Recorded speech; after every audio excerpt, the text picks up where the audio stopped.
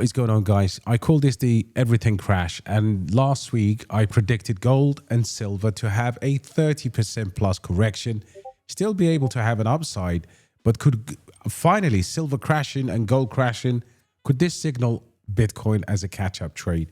And of course, in this video, I'll talk about how to DCA, what the strategy is, and what we're looking at in general in terms of deep value. Welcome back to the channel, of course.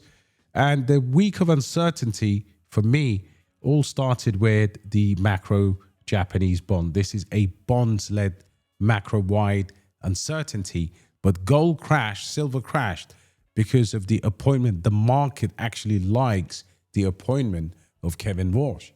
It's absolutely insane. I know it's counterintuitive, and you're thinking, yeah, we've got a new Fed, naming the new Fed chair, but the market likes that. So what happens is the safety or the run that gold and silver had kind of takes a pause, because now the market could price in a bit more risk on. And Bitcoin, by and large, is a tremendous value versus gold and, of course, silver. If you look at across the markets, stock market has a lot of strong buys. Crypto market has a lots and lots of strong sells. Everything is, apart from the stable coins, even stable coins are sell, which is insane. So overall, the market is looking rather bearish. But is this a capitulation? US stocks are doing better.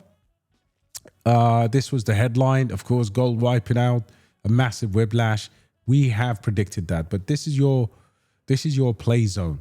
This is a 40% drop in the price of silver, and we talked about it weeks ago.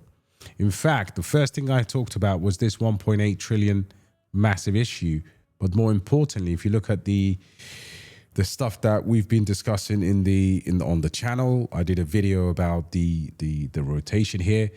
So look, last night, new Fed chair. I give out a consistent analysis on how Kevin Walsh is going to be perceived by the market, and that's vindicated by the collapse of the gold and the prices of silver. In addition to that, guys, what you have is coming into this week, we had a massive problem.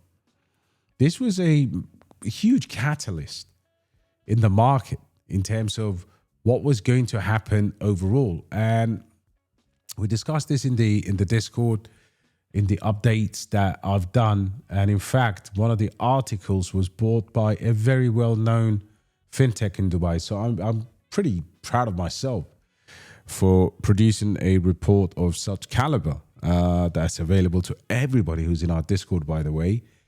So you must read that. If you're watching in the community right now, you've got to read this, because this stuff is your bread and butter. You could have made so much money this week if you actually read some of these reports in the Discord, and they're all available to you under the updates channel.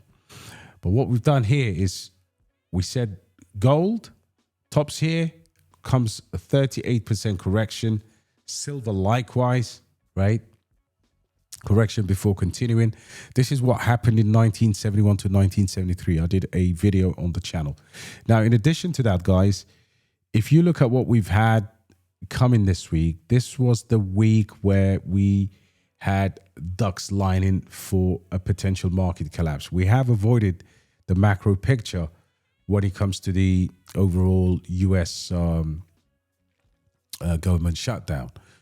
But that's still not fully resolved, right? They've just kicked the can down the road. It's not a full-blown conclusion. So this could be a catalyst that sends us further down. But if you look at the short-term week plan that we went into, it was crazy. Look at this. So we highlighted, of course, now it's still, U.S. asset carrier, the USS Lincoln coming into the Gulf. This was a week ago. In addition to that, we talked about the fact that we had a massive amount of volatility with Powell speaking, with the data coming out. So massive fear, right? Fear of shutdown, fear of the Japanese bonds market that hasn't gone away fully.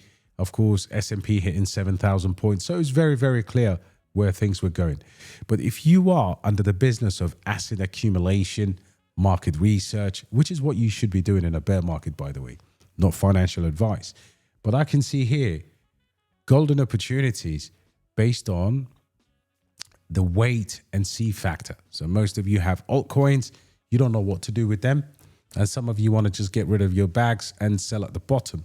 But what I would say is if you wait a little bit, you had this whole entire range back in March, April, and May, where Bitcoin was obviously crypto crashed. And what happened was we came into a deep value. So we came into a true Bitcoin season, and of course, far away from the altcoin season. So typically when we peak out of these levels, you can predict your sell or exit strategy way easier. But now we're at 41. So we're still not in the deepest of value.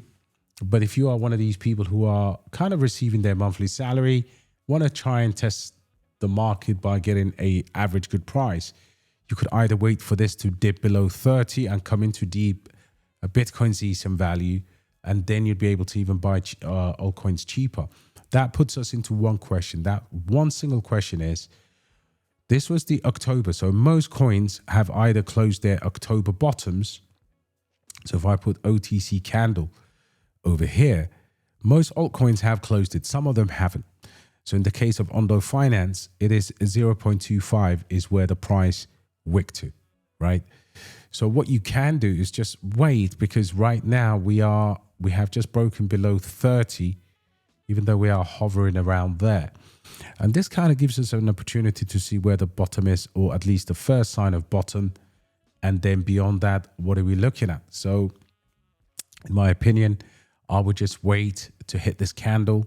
That should tell me a story or two about where Ondo Finance could potentially go.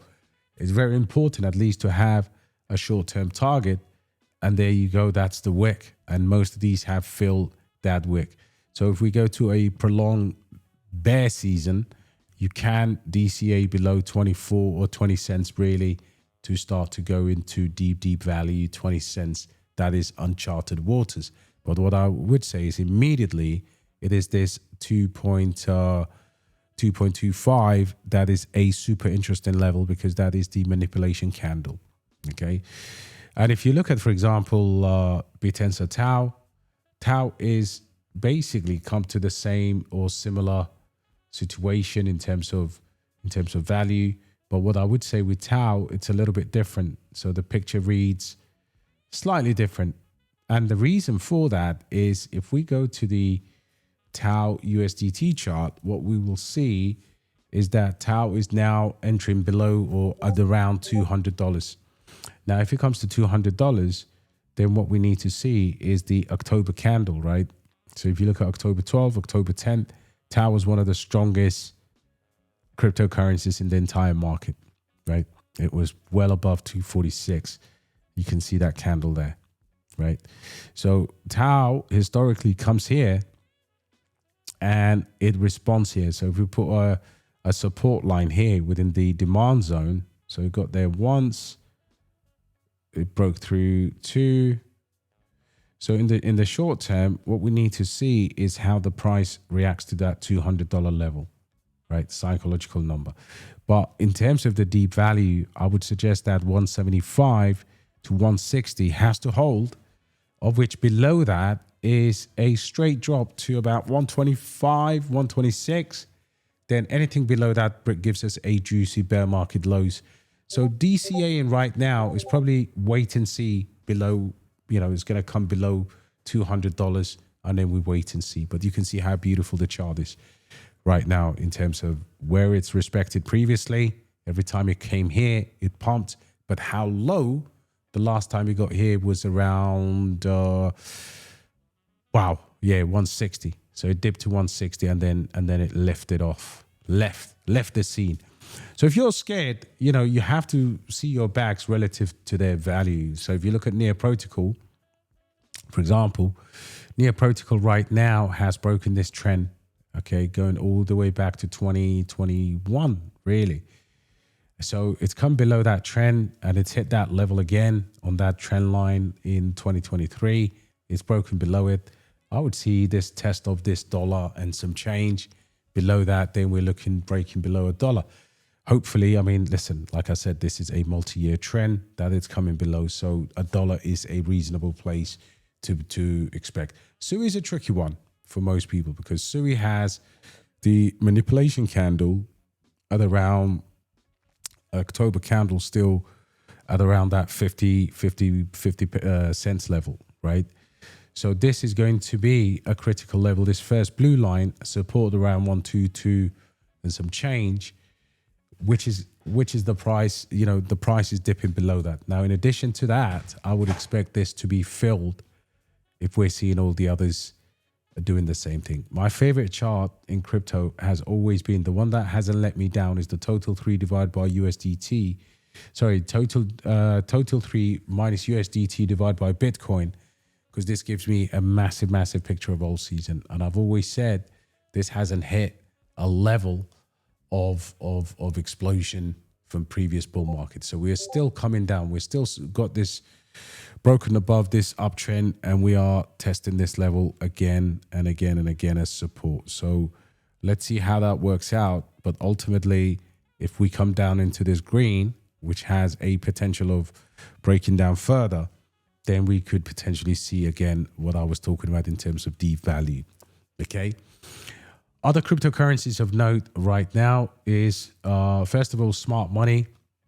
The likes of Dragonfly Capital have just basically sold Monad. So now they're not holding a token at all. You can see they're not trading any new positions. And of course, previously, I think they've made stupid amounts of money from Monad anyway. But what we see here, I'm tracking a few of the big capitals and seeing how many tokens that they're trading and stuff like that to be able to gauge where the market is at.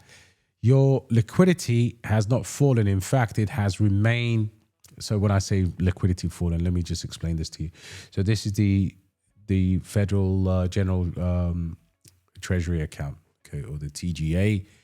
And what we need is every time we had a pump, we had the chart going towards the bottom. It's really the simplest way to explain to you all what the dynamics of altcoin price pumps are, and for Bitcoin as well. So right now we are towards the upside of this particular account. We still need this to come to a level like this, and each one of these correspond to a massive Bitcoin movement. So when the price bottoms here, Bitcoin prices tend to go up.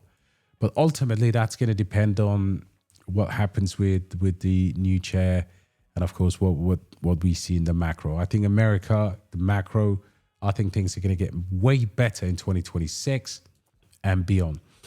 Kaspa is below 1 billion for the first time in a long time, which is fantastic. The reason why is because Kaspa could go from 3 cents to 1 cent and still be a generational buy. Okay.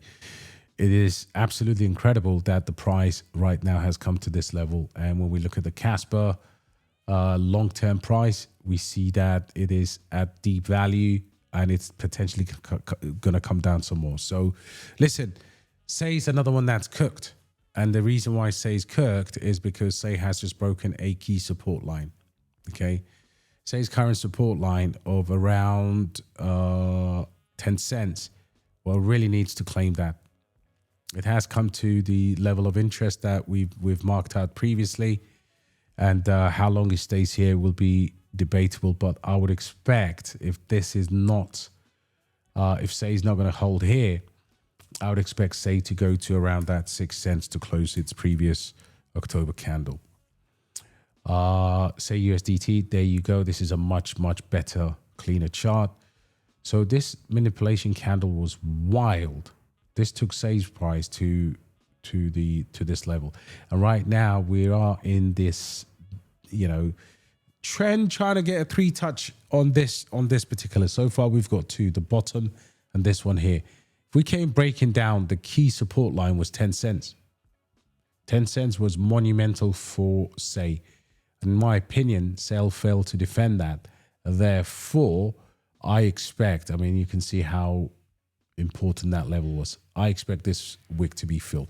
So there you have it, guys. I don't want to make the video too long, but overall, the markets will only respond once gold and silver cool down. And so far, they are cooling down. So let me know what you think. Again, I do believe that we are in a bear market.